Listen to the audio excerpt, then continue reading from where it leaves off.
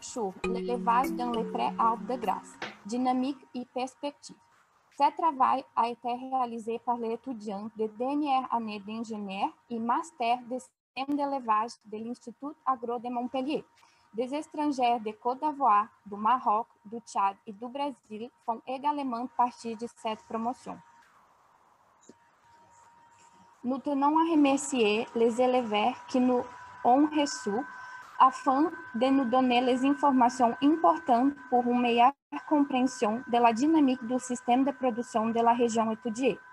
Ensuite, aux acteurs de la filière, aux serpents et à nos enseignants qui nous ont accompagnés dans ce travail.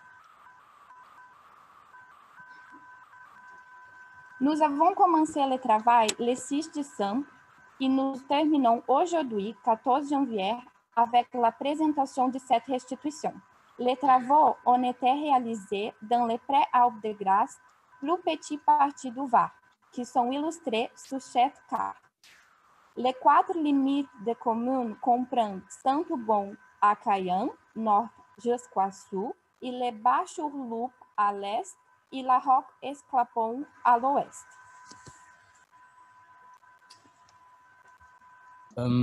L'objectif de ce travail était de comprendre la dynamique et la diversité des activités d'élevage de la région en vue de savoir si ces activités d'élevage répondaient à l'intérêt général de cette région.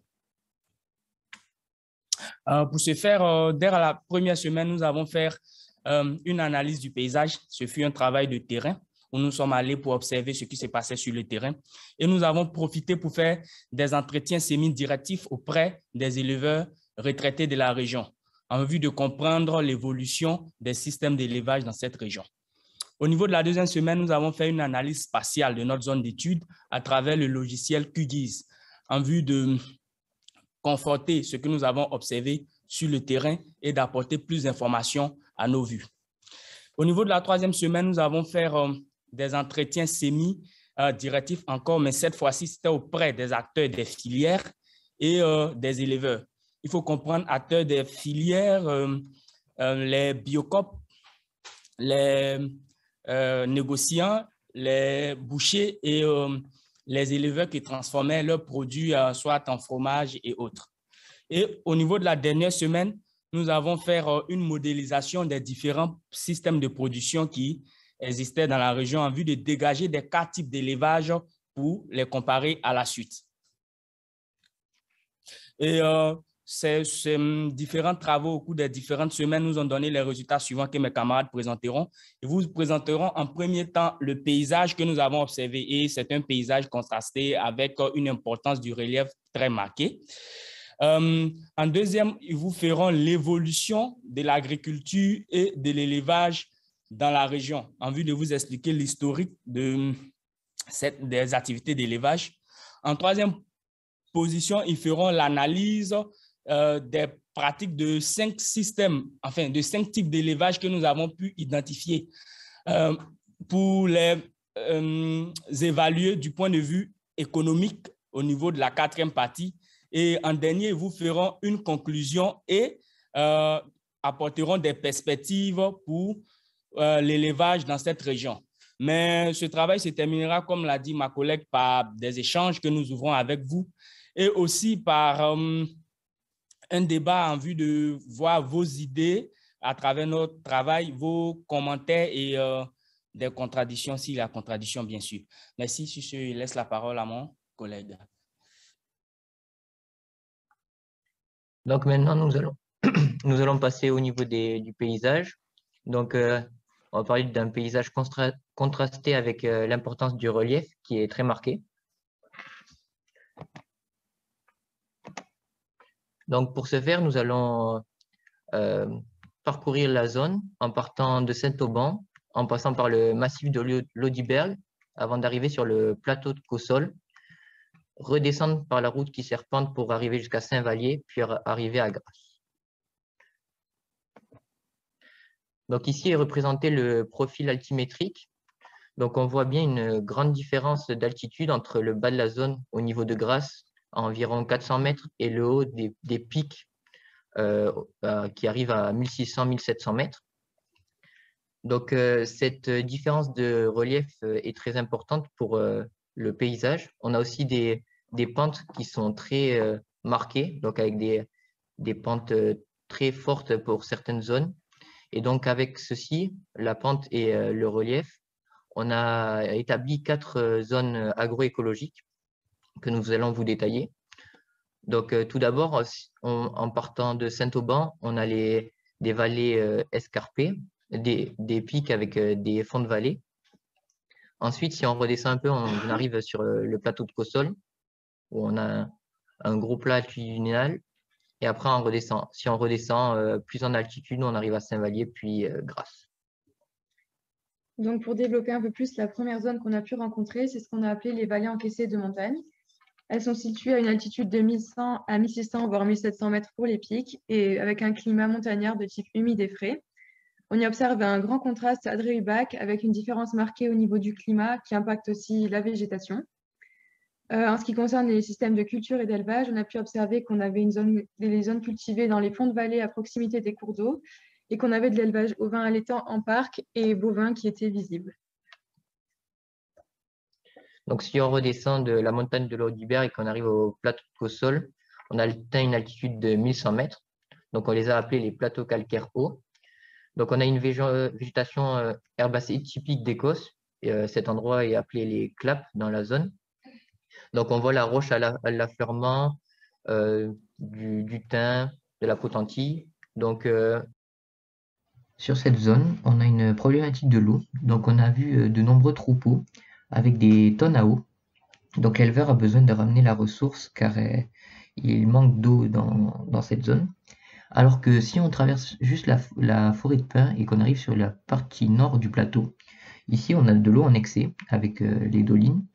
Et on a une zone où il y a des cultures et cet excès d'eau peut même entraîner des inondations. Donc après, si on redescend, on atteint Saint-Vallier, donc il y a environ 700 mètres. Donc c'est une zone très boisée avec des chênaies, donc une zone qu'on a nommée plateau calcaire bas. Et si on redescend un peu vers Saint-Césaire, on voit apparaître des patchs d'oliviers sur les restanques. Mais beaucoup de ces restanques sont à l'abandon, on les a vus assez boisés. Et donc c'est signe d'une culture passée, mais qui n'a pas été continuée durant de nos jours. Et donc enfin, la dernière zone qu'on a identifiée, c'est ce qu'on a appelé les collines bas-pays urbanisées. Donc à une altitude inférieure à 500 mètres, un climat méditerranéen sec et chaud. Ce sont des zones très urbanisées. On a donc pu observer peu d'espaces disponibles pour l'agriculture et aussi peu d'élevage, peu d'animaux. Les seuls animaux qu'on a vus sont des vaches à tourettes dans la plaine de Fayence. Donc finalement, on a vu que cette zone était très marquée par des variations, que ce soit au niveau du relief, via l'histoire géologique, de la disponibilité en eau, du climat, de la répartition de l'habitat. On a pu distinguer différentes zones. Pour faire rapidement résumer ces zones et donner aussi leur localisation géographique. Donc, pour reprendre la première zone, ce sont des vallées encaissées de montagne qui servent aussi d'étape automnale à la transhumance. Ça comprend les communes de Saint-Auban, de Caille ou de Val-de-Roure. On a aussi des plateaux calcaires, d'abord hauts avec des villages perchés comme à Escragnol, Mons ou Sipierre, ou plus bas avec les communes de Saint-Vallier et Saint-Césaire. Et enfin, des collines de bas pays urbanisées, comme on l'a dit, avec les communes de Grasse et Fayence.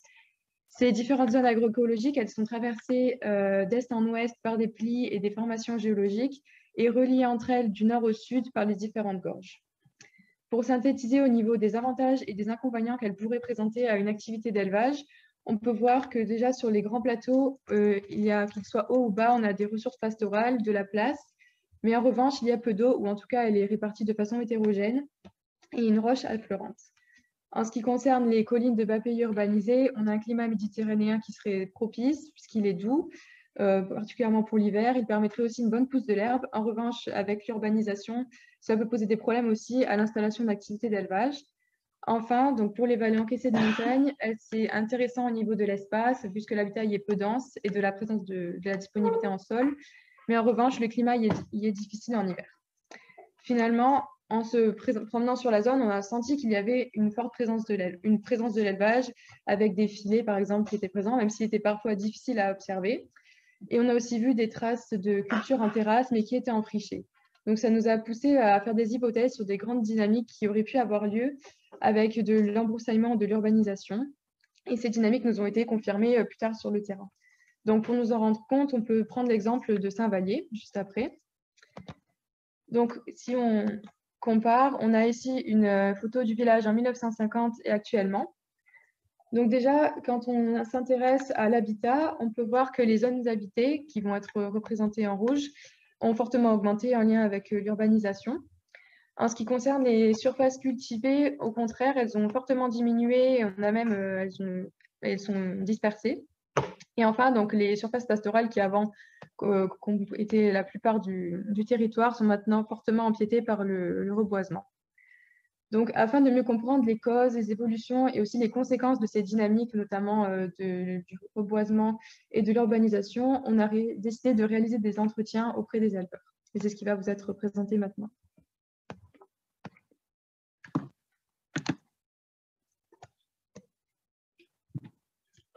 Ces entretiens nous ont permis de mettre en place un historique assez simplifié de la région.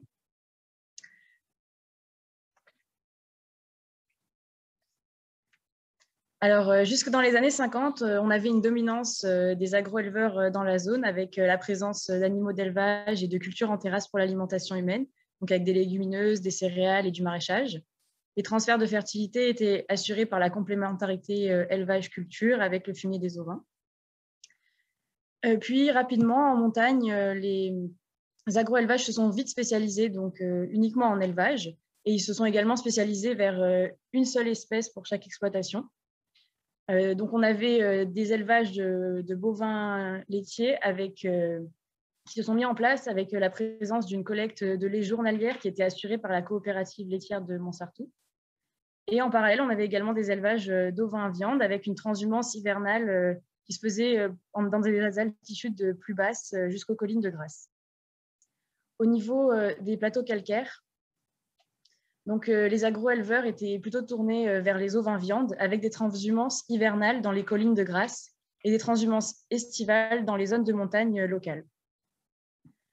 Au niveau des collines des bas pays, on avait déjà une présence à cette époque-là d'élevage spécialisé et avec la présence notamment d'éleveurs italiens qui étaient en bovin lait, qui ont notamment permis d'initier la collecte de lait dans la région et qui fonctionnaient avec un système de pension de quelques vaches laitières qu'ils gardaient seulement le temps de la lactation avant de les revendre.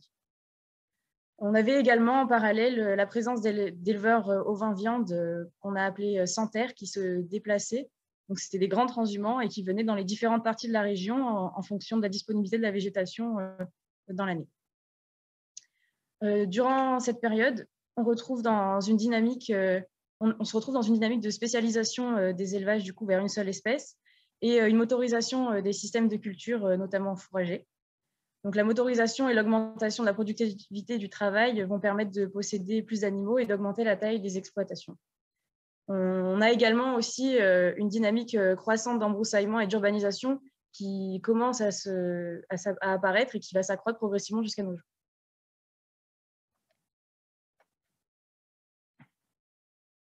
Alors, on s'est intéressé à observer l'évolution du nombre d'emplois agricoles par commune dans la zone. Donc là, c'est sur la période de 1988 à 2000 et on observe une variation de ce nombre avec en rouge les communes qui ont perdu entre 100% et 50% de leurs emplois agricoles et en vert les communes qui ont gagné entre 50 et 100% de leurs emplois agricoles. Donc globalement, le nombre d'emplois agricoles diminue dans la région et notamment dans les régions de montagne et dans les zones de collines de bas pays. Donc, ce foncier agricole disponible va rendre possible l'agrandissement des troupeaux ovins qu'on va observer par la suite dans les années 70. Donc, dans les années 70-80, on retrouve seulement des élevages spécialisés. Les cultures en terrasse sont abandonnées en partie à cause de l'impossibilité de les motomécaniser. Donc, à partir des années 70, les ovins viande vont rentrer dans une dynamique d'agrandissement pour plusieurs raisons, donc notamment l'arrivée sur le marché français d'agneaux du Commonwealth qui va faire baisser les prix. Donc, les troupeaux vont devoir s'agrandir pour compenser cette diminution. Et également, on a un impact à partir des années 80-90 des primes PAC qui vont venir compenser la diminution des prix et qui vont aussi encourager l'augmentation des troupeaux avec des primes à la tête. Donc, à la même période, la collecte de lait local s'est arrêtée à cause notamment de la concurrence nationale. Donc, ça va avoir des répercussions, notamment en montagne. Donc, les élevages qui étaient en bovin-lait vont devoir soit se transformer, donc transformer leur production et commencer à faire du fromage, soit évoluer vers d'autres productions comme les bovins viande, ou encore on en a d'autres qui s'arrêtent. Les ovins viande évoluent et deviennent plutôt pastorales. Au niveau des plateaux calcaires, les élevages qui étaient en bovin-lait, qui s'étaient créés sous l'effet de la collecte, s'arrêtent. Et les agro-éleveurs vont se spécialiser en ovins viande pastoraux également, avec une transhumance estivale dans les parties plus en altitude de la région, ou plus loin dans les Alpes, notamment le Mercantour. La transhumance hivernale vers les collines de Grasse va progressivement diminuer au fil de l'urbanisation importante de cette zone. Dans l'ensemble de la région, on a alors une dominance de l'élevage ovin-viande pastoral et transhumant à la fin des années 80. Donc, les agneaux vendus sont de type plutôt coureur et ils sont vendus à des négociants en circulant.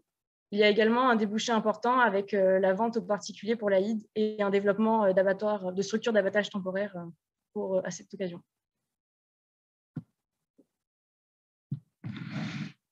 Donc ensuite, on a regardé la même carte que présentée tout à l'heure, mais un peu plus tard, dans les années 2000-2010. Et donc là, la tendance à la baisse d'emplois agricoles semble s'inverser pendant ces années-là. Et donc, cela pourrait s'expliquer par des dynamiques que l'on a vues ces dernières décennies, comme des créations d'exploitation ou le développement de la transformation qui a besoin de plus d'actifs.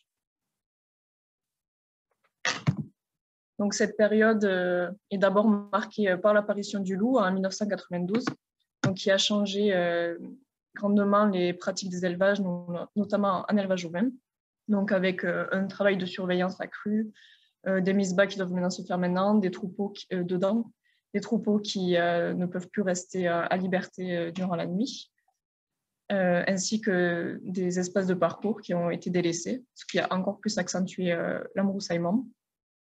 Cependant, l'élevage n'a pas disparu de la région. Il s'est adapté en adaptant le calendrier de travail grâce à des moyens de protection. Sachant que de plus, la PAC de 2014, donc le changement d'attribution de PAC le plus récent, est favorable aux élevages pastoraux.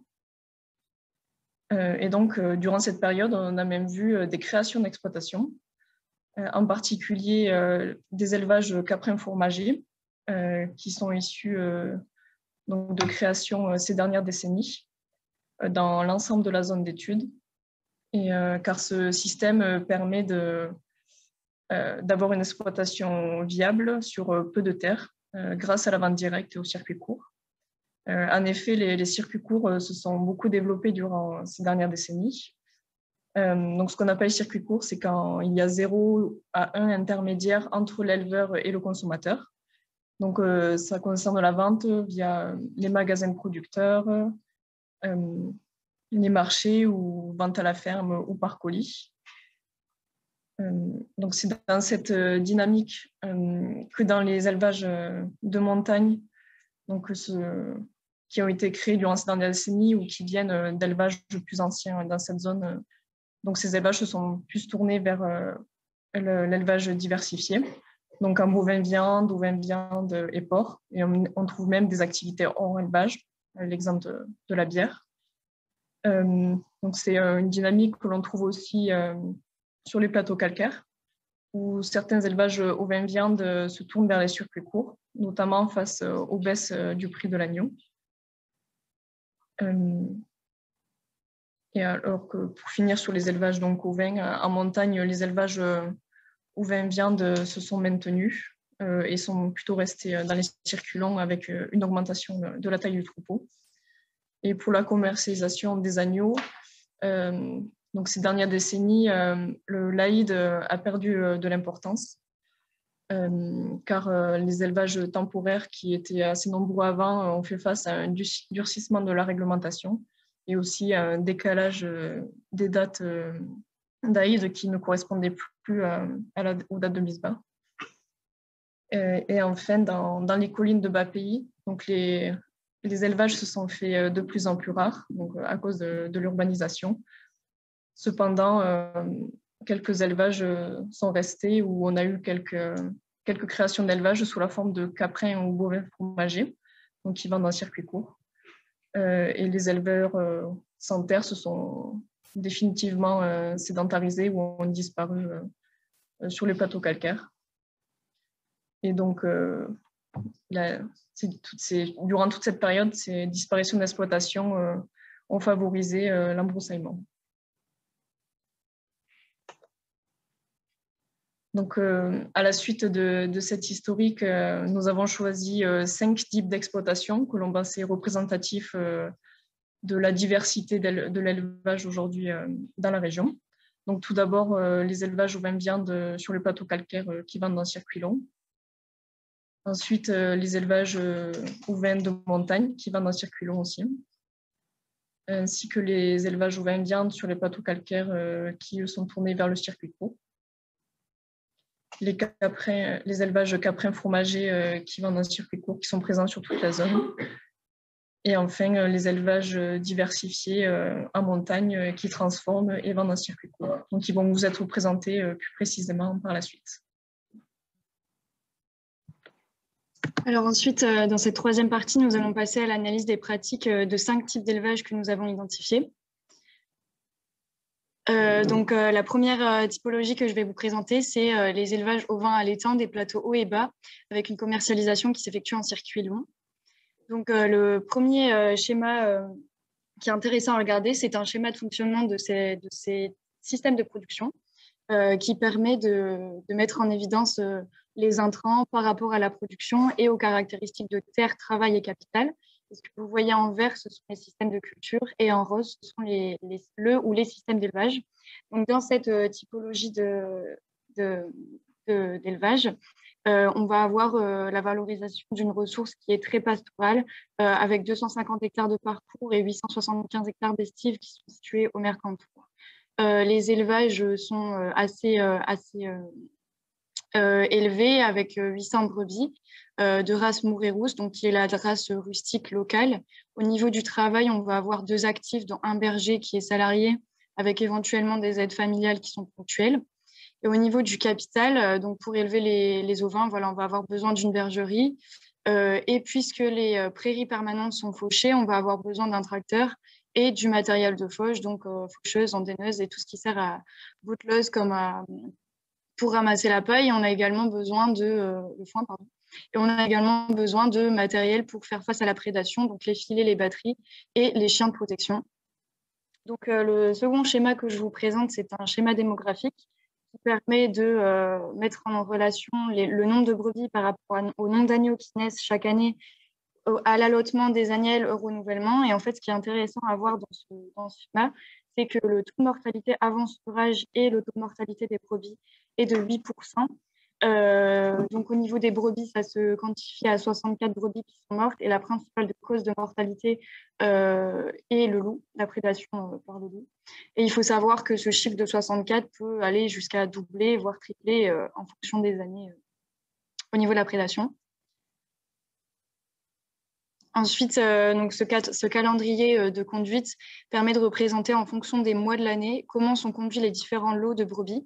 Donc là, dans cette typologie d'élevage, on va avoir 2 lots, un lot de 500 brebis et un lot de 300 brebis qui vont mettre bas à des périodes différentes de l'année. Donc on va avoir un annulage d'automne et un annulage de printemps, avec chaque agneau de chaque année. Les troupeaux d'agneaux de chaque annulage vont être vendus en même temps, c'est-à-dire que pour la mise bas d'octobre, ils vont être vendus à un négociant en même temps, et pour la mise bas de février, ils vont être vendus également en même temps. Au niveau des pâturages, donc on va d'abord avoir un pâturage des plateaux bas, puis des plateaux hauts, et les deux lots vont être rassemblés au mois de mai avant de partir en estive, où la ressource herbagère va être plus tardive et donc intéressante en cette période. Au niveau du calendrier de travail, Donc, il est intéressant de regarder le temps de travail. Donc, ce que vous voyez, les axes sont quantifiés en jours de travail par mois. Et il faut savoir qu'on s'est basé sur des journées de travail de 8 heures. Et donc, ça permet de voir quelle tâche de travail occupe, quel temps de travail occupait chaque tâche. Et donc là, ce qu'on peut identifier dans ces systèmes, c'est que toute l'année, globalement, pour 2 actifs, on va être à 60 jours de travail par mois. Donc toute l'année, on va avoir une garde qui s'effectue sur parcours ou en estive qui va occuper une majorité du temps de travail. Et ce qu'on peut identifier aussi, ça va être 3 principaux pics au moment des annulages, donc en février et en octobre, et en mai avec donc les 2 lots qui vont être conduits ensemble, qui seront à garder donc ensemble, et le foin, qui sont des activités qui se cumulent. Voilà, donc globalement, ce qu'il faut retenir de ces systèmes, c'est qu'on a des troupeaux qui sont très mobiles, très pastoraux, avec une forte utilisation de la ressource spontanée. Donc maintenant, nous allons vous parler du second type d'élevage que nous avons décidé de caractériser. Donc, ce sont les élevages ovins de montagne en circuit long. Donc, c'est situé au nord-ouest de la zone d'études supérieure à 1100 mètres d'altitude. Donc, ce sont les villes et les villages tels que Serranon, Caille, Val-de-Roure et Saint-Auban. Concernant le schéma fonctionnel de ce type d'élevage, il faut principalement noter que parmi les surfaces, nous avons 40 hectares de terres cultivées qui sont en fait en rotation avec des céréales, légumineuses et prairies, ainsi que des prairies permanentes. Il y a également parmi les surfaces 140 hectares de parcours pour des périodes avant et après l'estive. Et pour l'estive, il y a 350 hectares de parcours. Et donc, en fait, grâce à un effectif plus faible de brebis, il est possible que l'actif familial s'occupe seul de l'élevage avec un berger saisonnier pour 2 mois d'été, mais ça lui permet donc également d'avoir une autre activité. Et ensuite, dans ce type d'élevage, on a également considéré qu'il y a des croisements pour les brebis. Ensuite, le troupeau, il est conduit en un seul lot de brebis, donc ça va faire environ 45 UGB, donc c'est unité gros bétail, et cela va donner environ 300 agneaux. Mais ce qu'il faut noter surtout, c'est que ceux qui ne sont pas gardés pour le renouvellement, ils sont vendus en vif, donc principalement à des négociants et l'autre partie à des particuliers. Du coup, concernant le calendrier d'élevage, donc il est basé principalement sur la pousse de l'herbe. Donc les animaux, ils sont nourris au foin en bâtiment pendant la période hivernale, quand les ressources herbagères sont absentes en zone de montagne. Donc ça correspond à la période de janvier à avril. Le reste de l'année, le cheptel, il est au pâturage, donc sur les zones de prairies, de parcours et d'estive, avec par moment, quand la météo le nécessite, un complément au foin. Et il y a une unique mise bas dans l'année qui est également calée sur la pousse de l'herbe, puisqu'elle a lieu en mars-avril à peu près, pour mieux valoriser la pousse de printemps. Les agneaux, ils sont tous vendus à 6 mois, donc au retour d'estive, et ils sont vendus en vif. Donc, il n'y a aucune interaction en fait, avec un abattoir ou un atelier de découpe. Au niveau du calendrier de travail, donc, il présente aujourd'hui uniquement l'activité d'élevage, sachant que dans ce type de système d'élevage, l'actif il cumule une autre activité à côté. Donc, le pic de travail a lieu en juillet-août, ce qui correspond à la période d'estive du cheptel et qui nécessite du coup un temps de travail important consacré à la garde du troupeau et qui est représenté sur ce calendrier en vert. Et ce travail est réalisé donc par un berger saisonnier, puisqu'à cette période, l'actif familial de l'exploitation du coup doit s'occuper de faire les foins, ce qui est représenté en bleu sur ce calendrier, et aussi doit être disponible pour l'activité qu'il a à côté en fait, de l'élevage.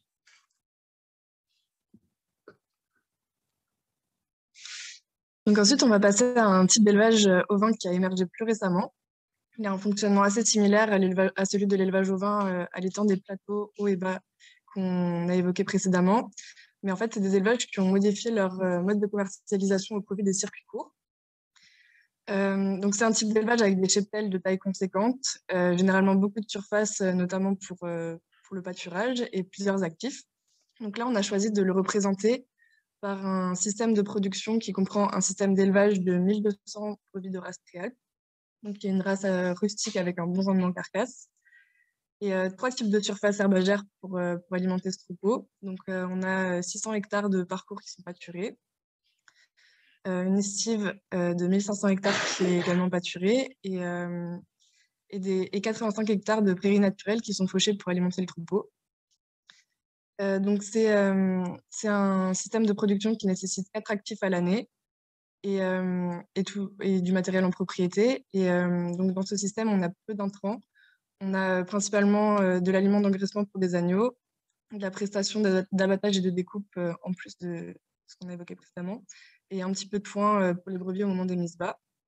Et ça permet de produire dans ce type de système 1242 agneaux qui sont vendus au travers plusieurs circuits de commercialisation.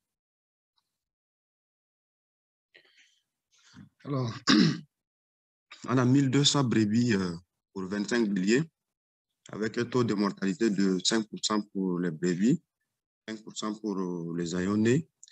On a au total 1490 agneaux sevrés.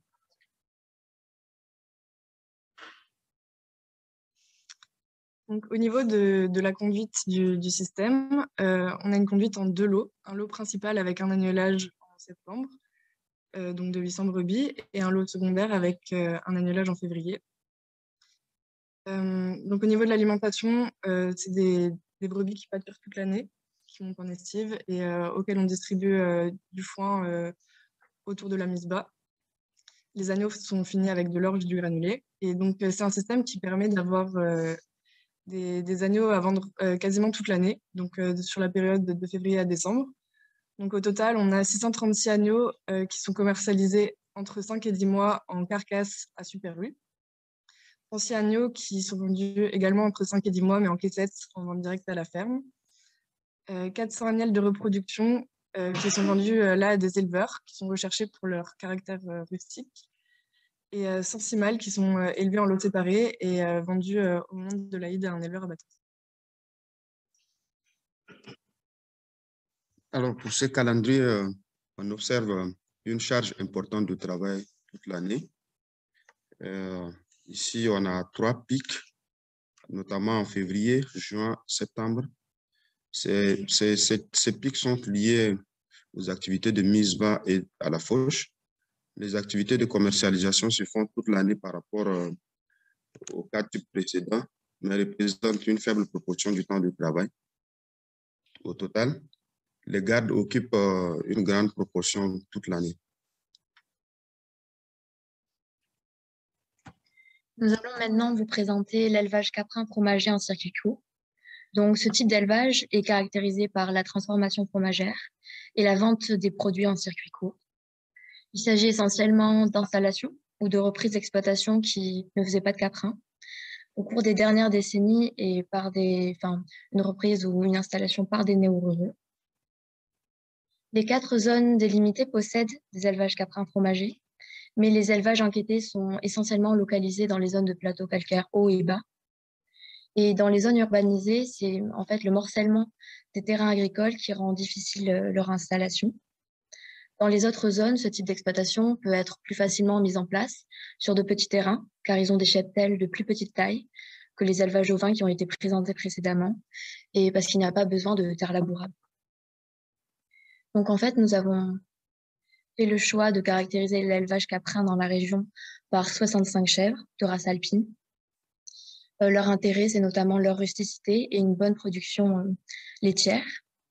Et donc, il y a la présence de 2 actifs familiaux et aucun salarié.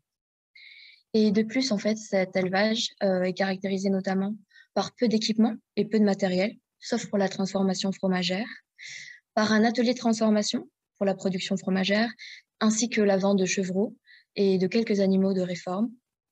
La vente, elle, s'effectue notamment par la vente directe, puisqu'il y a la présence d'un point de vente sur la ferme, mais par aussi les marchés et livraisons, notamment envers des restaurateurs, des crèmeries, des magasins de producteurs.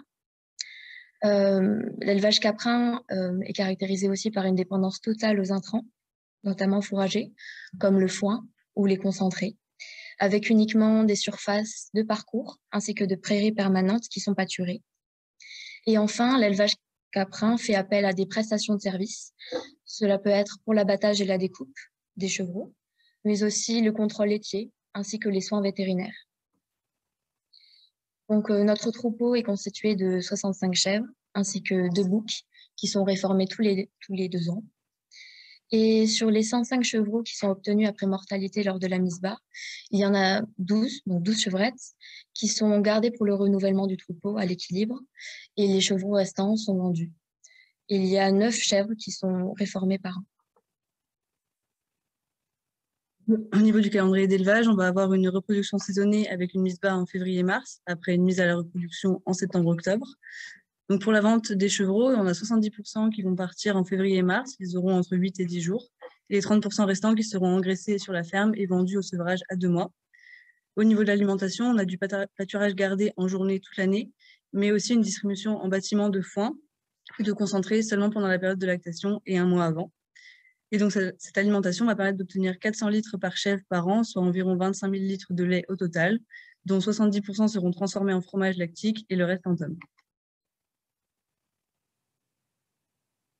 Enfin, pour le calendrier de travail, le travail d'astreinte va être très important toute l'année pour ces élevages caprins, donc surtout en période de lactation avec la monotraite, qui va permettre de dégager du temps, mais ce sera pour toutes les tâches liées à la transformation fromagère et la commercialisation.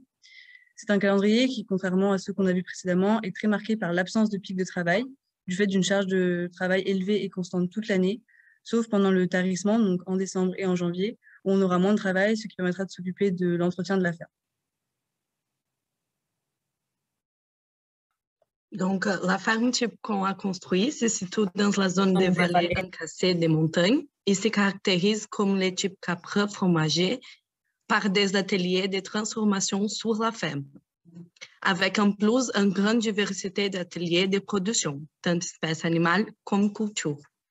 Ces types de fermes sont relativement récents dans la région, dû notamment à la reprise d'exploitation agricole, comme des fermes en bovin-lait, par des personnes extérieures créant leur propre modèle de production. Alors, pour notre schéma de fonctionnement, notre exploitation type se caractérise par une diversité d'ateliers d'élevage, dont un atelier de vaches laitières, un pour les vaches allaitantes de race rustique, un atelier pour les brebis allaitantes de race préalpe et un dernier atelier de porc pour l'engraissement. On a considéré une centaine d'hectares cultivés et 120 hectares de parcours, avec 7 actifs pour la gestion de la ferme, dont 5 associés et 2 salariés. En termes de capital, on a des bâtiments pour l'élevage, pour la transformation, le stockage du fumier et du foin. Et en ce qui concerne les équipements, on a beaucoup d'équipements par rapport aux autres systèmes. C'est normal, cela est dû aux différents systèmes de culture, dont le premier est un rotation sans foin et métail. Le deuxième système de culture, c'est le prairie temporaire et le métail. Et finalement, on a un système de culture parcours.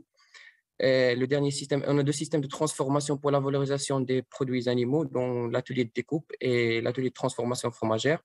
Au niveau des intrants, il y a relativement peu d'intrants, sauf pour l'élevage porcin. Et pour les produits, généralement, ils sont vendus en caissettes et en colis dans le magasin de la ferme. Et le reste, il est vendu en épicerie locale et en AMAP. Au niveau des schémas démographiques, dans le système d'élevage ovin, il y a 60 mères avec 63 agneaux de 4 mois abattus par an. Ils sont commercialisés 100% à la ferme, un demi-agneau ou agneau entier.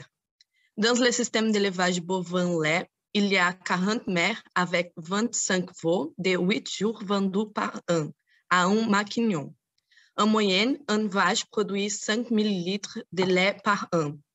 Dans le système d'élevage bovin-viande, il y a 40 mères avec 20 veaux de 5 à 6 mois abattus par an, découpés et commercialisés en très grande partie à la ferme. Il y a aussi 12 génisses à 4 ans abattus par an qui suivent les mêmes circuits de commercialisation que les veaux. Alors, pour le calendrier d'élevage, le seul aliment acheté pour tous les élevages est l'orge, plus l'aliment pour cochons. Tous les animaux sont rentrés au bâtiment en hiver, soit globalement de novembre à mars, puis ils pâturent et n'ont plus d'autres aliments à apporter dans leur ration, hormis les bovins laits et les cochons. On peut voir aussi sur ce calendrier, c'est que les mises-bas des bovins sont étalés sur toute l'année pour avoir des produits à vendre et à commercialiser toute l'année. Et que globalement, on a fait le choix d'utilisation de ressources au pâturage plutôt intensives, seulement pour l'élevage de bovins laits, pour assurer la production avec un pâturage un peu plus intensif. Et au niveau du calendrier de travail, on peut voir un peu la même chose que ce qu'on avait vu pour l'élevage précédent, dans le cas type précédent, c'est-à-dire pas vraiment de pic de travail à l'année, mais une charge de travail assez conséquente, constante, avec un travail d'astreinte qui regroupe quatre grandes tâches, des tâches administratives qu'on peut voir en bleu clair tout en bas des barres, des tâches de maintenance avec la réparation des outils et le maintien des clôtures, par exemple, le soin aux bovins viande et le travail de découpe qui représente environ 30 jours par mois, soit l'équivalent d'un temps plein et demi. Et le peu de variation mensuelle qu'on peut voir en termes de quantité de travail, c'est lié notamment à la période hivernale lorsque les animaux sont en bâtiment et qu'il faut apporter les aliments, etc. Alors, nous allons maintenant passer à l'analyse économique des types que nous venons de vous présenter. Alors, tout d'abord, un petit rappel sur les indicateurs que nous allons utiliser dans la modélisation économique des types. Alors, il y a d'abord le produit brut, qui est l'ensemble des productions de l'exploitation multipliées par les prix de vente dans les conditions actuelles. La valeur ajoutée nette, qui est le produit brut moins les dépréciations économiques et les consommations intermédiaires. Et le revenu agricole, qui est la valeur ajoutée nette, moins les salaires, les rentes foncières, les impôts, les intérêts, et auxquels on ajoute les subventions. Alors, sur ce premier graphique, nous pouvons observer que la valeur ajoutée brute de chaque système. On remarque que les élevages de la zone sont très économes en intro. Ils ont peu de consommation intermédiaire. Les types ovins sont les plus économes car ils disposent de grandes surfaces et produisent du foin qui leur permet d'acheter moins d'intrants. Cependant, ils produisent moins de richesses par UGB que le système caprin est diversifié. Le deuxième graphique nous montre la valeur ajoutée nette rapportée à la surface. On remarque que les types ovins et caprins sont très extensifs, avec une faible productivité à l'hectare, contrairement au système diversifié qui est relativement plus intensif. Alors, avec des valeurs ajoutées nettes si faibles, on peut se demander comment les types ovins existent encore.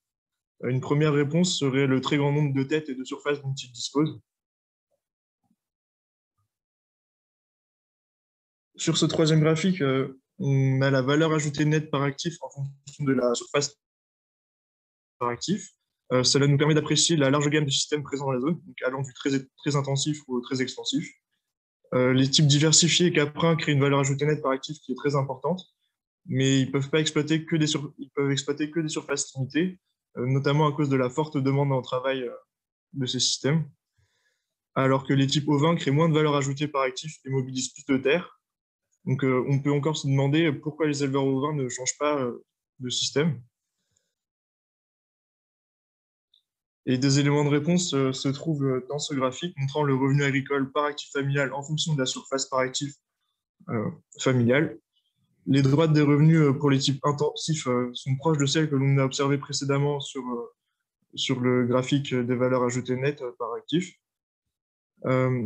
C'est notamment parce que la valeur ajoutée nette participe beaucoup aux revenus de ces types et qu'ils mobilisent principalement des actifs familiaux. Au contraire, pour les systèmes extensifs, la droite se redresse. Donc, cela montre que les revenus sont en grande partie formés par les subventions, qui sont elles-mêmes corrélées à la surface. D'ailleurs, sur le graphique de droite, donc en plus petit, nous pouvons voir que les types extensifs reçoivent des subventions largement supérieures à la valeur de leur production.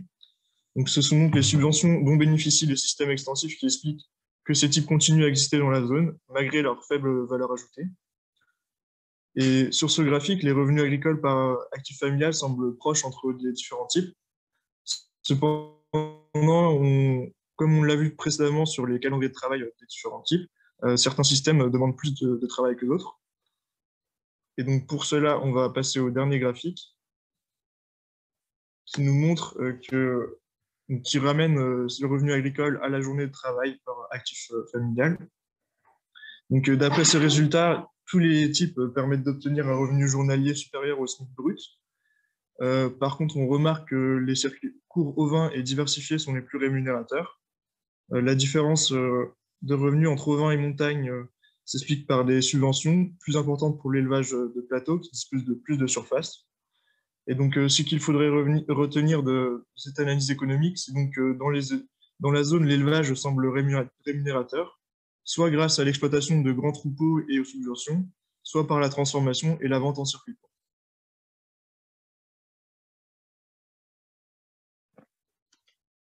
Donc, nous abordons maintenant la conclusion et la perspective à travers de 4 thèmes: l'environnement, les emplois, la création de richesses et la filière locale et l'alimentation. Donc, en ce qui concerne l'environnement, on a un impact environnemental positif. Donc, c'est très intéressant au niveau de cette zone, car on a des élevages qui sont très pâturants, qui sont économes en intrants. Donc, en parlant d'intrants, c'est au niveau de l'alimentation, donc qui est en autonomie soit totale, soit partielle, mais très élevée, soit aussi économe en intrants de type énergie, donc tout ce qui est gasoil. Mais il faut quand même considérer que cet élevage est trop diffus pour permettre le maintien des milieux ouverts. Donc, on a une présence faible des élevages dans la zone. On peut citer comme critères qui influent cette présence faible, donc la dynamique qu'on a vue d'évolution du nombre d'UTA dans la zone, et aussi l'apparition du loup qui a fortement impacté les pratiques. Et du coup, certaines zones ne sont plus pâturées ou sont moins pâturées car il y a eu des attaques à ces endroits-là et les troupeaux ne vont plus forcément dans ces zones. Donc, cela entraîne une difficulté d'entretien et une augmentation de l'embroussaillement, et du front d'embroussaillement augmente petit à petit. On peut quand même trouver une perspective au niveau des caprins qui sont très forts pour entretenir les milieux ouverts et qui peuvent accéder à des zones très embroussaillées. Au niveau des emplois, on a un nombre d'emplois réduit dû à une faible densité d'exploitation.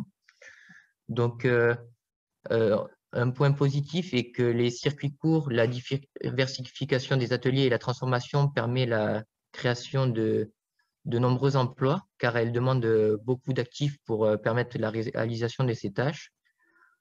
Tout comme en élevage ovin pastoral, où on a nécessité d'embaucher des bergers. Il faut quand même noter la difficulté de trouver des bons bergers qui aient la technique pour assurer la bonne garde, ainsi que la condition de travail difficile. Dans tous les cas, tous les systèmes que nous vous avons présentés demandent beaucoup de travail par actif, donc que ce soit pour la garde avec ces conditions de prédation très fortes dans le milieu, ou pour assurer la diversité de production des différents ateliers. Au niveau de la création de richesse, donc on remarque qu'elle est assez contrastée dans la zone en fonction des différents systèmes qu'on vous a présentés. Les exploitations diversifiées, donc avec plusieurs ateliers, sont celles qui créent le plus de richesse dans la zone, que ce soit la richesse à l'hectare ou par actif. Les systèmes avec de la transformation et de la vente en circuit court créent aussi de la richesse, mais leur développement peut être limité et l'installation de nouvelles exploitations de ce type peut être également limitée par le manque d'infrastructures de transformation pour la viande, donc par exemple les ateliers de découpe ou des structures d'abattage temporaire, pour l'Aïd par exemple. Les exploitations qui sont en circuit long sont dépendantes du prix du marché national, donc elles ont une faible création de richesse dans les conditions actuelles du marché. Dans cette partie filière, on s'est focalisé sur la filière viande bovine. Et pour résumer, il y a 4 principaux débouchés pour la viande ovine sur le territoire. Donc, une partie de la production est vendue en circuit long via des négociants. Et l'autre partie de la production est commercialisée en circuit court, soit pour l'Aïd, soit en vente directe sous forme de caissettes ou de barquettes sur les marchés, ou par l'intermédiaire de détaillants. Et ensuite, on a un petit circuit aussi pour les agnelles de renouvellement de races rustiques qui sont produits dans les élevages de la zone étudiée et qui sont vendus à des élevages en croisement industriel. Et on retrouve ici le fait que la valorisation des animaux en circuit court est bien plus importante qu'en circuit long, avec un prix par tête jusqu'à 3 fois plus élevé. Et quand on étudie l'approvisionnement de la viande ovine dans la zone des Alpes-Maritimes et du Var, on se rend compte qu'une grande partie, environ 86% de la viande, vient de l'extérieur via des grossistes nationaux. Donc pour faire ce constat, on a estimé la consommation du Var et des Alpes-Maritimes à 5000 tonnes par an, en prenant une consommation annuelle moyenne de 2,3 kg par habitant. Et on a estimé la production locale grâce au nombre de brebis mères présentes dans ces départements. Les grossistes nationaux alimentent les boucheries et les collectivités. Alors, ceci s'explique par une demande de la clientèle pour des agneaux de type différent de ce produit, une demande de type différent de ce produit dans la région, notamment une conformation différente ou des prix plus faibles, mais aussi par des questions logistiques, notamment une facilité d'approvisionnement et une gamme plus élargie. Ensuite, les éleveurs locaux commercialisent une partie de leur production par la vente directe, que nous avons estimée à environ 50%. Ils passent parfois par l'intermédiaire de détaillants, donc les magasins de producteurs, Biocoop ou Super U. Et l'autre moitié de la production est vendue à des négociants et sort de la zone étudiée. Donc finalement, une très faible proportion de la consommation de viande ovine est issue d'élevages locaux, ce qui nous laisse penser que ce débouché pourrait être davantage développé grâce notamment à une forte population plutôt aisée proche de la côte. Donc pour finir, avec toutes les informations qu'on a récoltées et analysées pendant ces semaines de travail, on s'est posé une question. Donc, on s'est demandé quelles étaient les options qui seraient possibles à mettre en place pour améliorer la valorisation de la viande bovine issue de l'élevage local. Donc, il y a deux grandes idées qui ont émergé. Premièrement, un appui à la transformation pour favoriser les circuits courts. Donc, parce que le constat actuel est qu'il manque de lieux d'abattage et de découpe à proximité des lieux d'élevage. Et ça facilite pas du tout l'étalement de la vente sur l'année parce que les éleveurs sont obligés de faire beaucoup de routes pour aller se rendre dans les abattoirs ou les lieux de découpe. Et donc, une plus grande proximité, ça permettrait de pouvoir vendre toute l'année et de pouvoir du coup faire abattre de façon régulière. Et ça, c'est quelque chose qui est important dans la vente directe. Et donc, la solution, ce serait du coup de créer un ou des abattoirs prestataires et ateliers de découpe et pourquoi pas des structures collectives. Donc ça, c'est encore à discuter, à réfléchir. La deuxième idée qui a émergé, donc, c'est un label pour mieux valoriser les coureurs. On peut aussi appeler tardons. Donc, ces agneaux coureurs, ils sont produits d'une part dans les élevages qui pratiquent la vente directe en circuit court. Pour ce type d'élevage, on pense que les consommateurs, ils ont déjà confiance et ils sont déjà convaincus par la qualité des produits qu'ils achètent. Donc, un signe de qualité en plus, ce ne serait pas forcément utile. Au niveau de l'AID, c'est pareil. Les consommateurs, en fait, ils sont plutôt intéressés par la possibilité d'être présents lors de l'abattage au moment de la fête. Et ils ne sont pas forcément intéressés par le côté qualité ou le côté label ou le fait que ce soit des agneaux qui aient passé tant de temps dans les prés, etc. À la limite, ça serait pour la vente à des négociants, là où ça pourrait peut-être être intéressant, mais encore, il faudrait que le label permette une meilleure valorisation. Et ça, à l'heure actuelle, on n'est pas en capacité de l'affirmer. Et s'ajouterait la problématique du label agneau de Sisteron, parce que du coup, c'est un label qui est présent sur le même territoire. Et aux yeux des consommateurs, l'agneau de Sisteron, c'est quand même le produit de qualité supérieure parmi tous les agneaux qui sont abattus sur le territoire. Et du coup, d'ajouter un autre signe de qualité supérieure pour les tardons ou les coureurs, ça pourrait être difficile à introduire dans le marché. Donc voilà. On vous remercie pour votre attention.